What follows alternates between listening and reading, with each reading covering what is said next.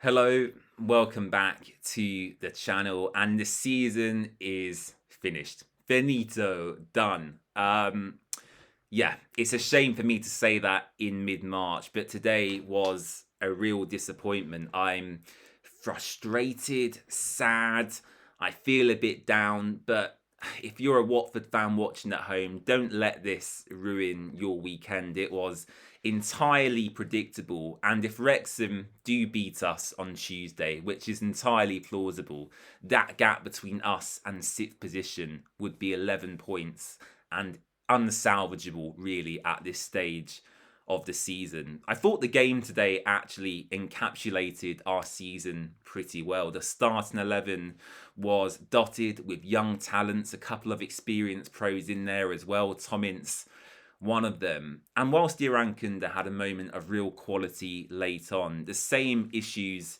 remain. And until Watford realise that they can't just buy young potential and expect consistent results, I feel we're going to find ourselves here week in, week out, season in, season out. It's been a long time, actually, since that relegation from the Premier League back in 2022, and you thought we would have learned our lessons by now, but instead it's been another chaotic season. We could have kept Tom Cleverley post-May and given him a chance this season. Instead, we decide to hire quite a draconian manager in Paolo Pezzolano. He lasted less than 10 games. Javi Gracia arrives, a returning manager, a club legend. He resigns after the January transfer window, and Ed Still comes in as this new breed of manager, someone who relies heavily on data to influence his decisions, but he is now probably fearing for his Watford future.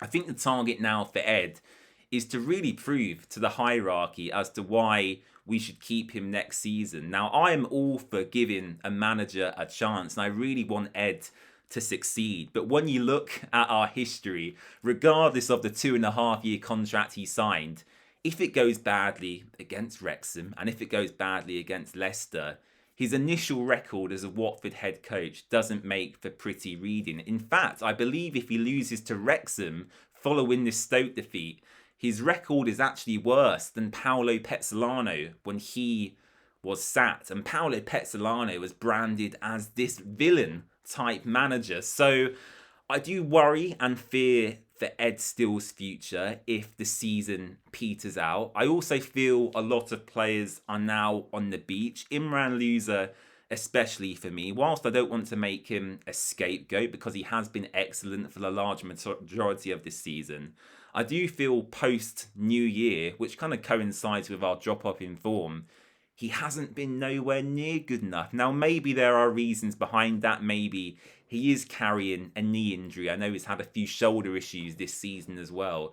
But for our captain to have dropped off so drastically, I find really frustrating, actually. Defensively as well, we're a bit of a mess at the moment. I've not been impressed with Saba Goglecice. I was slowly warming to him actually in the past few weeks, but today again, very soft from him. Not impressed at all. Both our centre backs actually today, or two of our defenders, I should say, in Abankwa and Saba are Udinese loanees. They know at the end of this season, regardless of what happens, they'll be heading back to Italy. Stephen Maffuni, regardless of what happens, is going back to one of the best teams in the world in Manchester City. Othmane Mama and Imran Louza are probably out the door, as is Georgie Shakfatatse as well. And we kind of left then with a bare bones squad.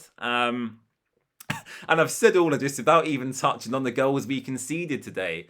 I think it's just one of these days where I want to forget about it as quickly as possible. Some of the defending on show at times was ridiculous. That Manhoef for Stoke cutting back in on his left foot with relative ease. Sam Gallagher, when he came on, looked to cut above the strikers we have at our club. So, yeah, where do we go from here? I don't know, really. I think the target for Ed Still is just to finish this season as strongly as possible. As I said, if it goes wrongly, I think he'll lose his job. If he can finish, just outside them playoff positions and prove to us as fans and the owners as to why he should stay in post, then that will go down as a success for him. But Yes, it's the same story every season. Who takes the blame? Of course, as we've discussed many times, the buck falls with Gino Pozzo. It falls with Scott Duxbury, Juan-Luca Nani, Valon Barami. We'll leave him out of it for now as he's only just arrived. But it's the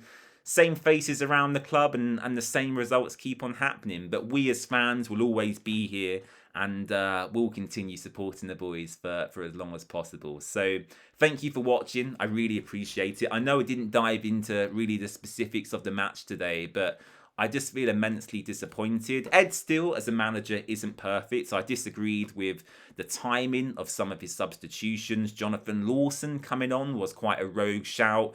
Eduardo Bove only receiving 5 minutes as well, given his calibre and his talent, I found quite bizarre too.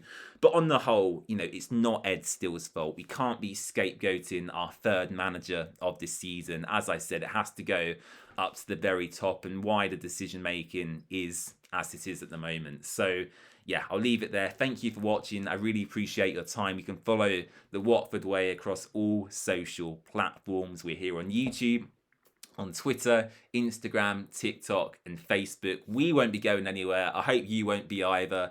On to Wrexham on Tuesday. I've got a bad feeling. I feel like that could be a bit of a thumping against Ryan Reynolds and Rob McElhenney's side. But I'll be there. I'm sure you'll be there or watching at home as well. And we do it for the love of the game. See you soon. Bye-bye.